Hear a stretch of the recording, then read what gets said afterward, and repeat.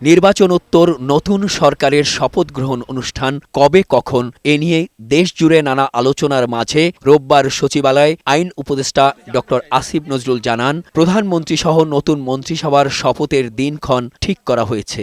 মঙ্গলবার বিকেলে জাতীয় সংসদের দক্ষিণ প্লাজায় নতুন মন্ত্রিসভার সদস্যরা শপথ নেবেন। এই দিন সকাল 10টায় নবনির্বাচিত সংসদ সদস্যদের শপথ গ্রহণ অনুষ্ঠান হবে বলেও জানান তিনি। মঙ্গলবার দিন সকাল 10টার সময় সংসদ সদস্যদের শপথ হচ্ছে।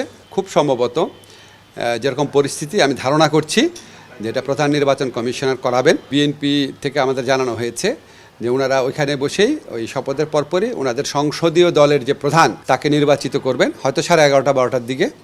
আর বিকাল 4টায় সাউথ প্লাজাতে শপথ অনুষ্ঠান হবে মন্ত্রিসভার। তথ্য উপদেষ্টা সৈয়দা রিজওয়ানা হাসান জানান, নতুন মন্ত্রিসভার শপথ অনুষ্ঠানে সার্কভুক্ত 7 দেশের পররাষ্ট্রমন্ত্রীদের আমন্ত্রণ জানানো হয়েছে। গণমাধ্যমের বাক স্বাধীনতার বিষয়ে তিনি বলেন, সরকারের 18 মাস দেশে যথেষ্ট স্বাধীনতা ছিল।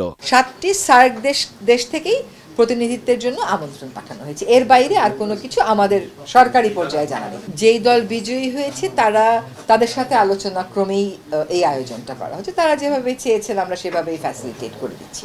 আনিস আলমগীর সহ যে সাংবাদিকরা গ্রেপ্তার হয়েছেন তা ফেসবুক স্ট্যাটাসের কারণে নয়, সরকারের কাছে এর চেয়ে বেশি কিছু তথ্য ছিল বলেও জানান এই উপদেষ্টা।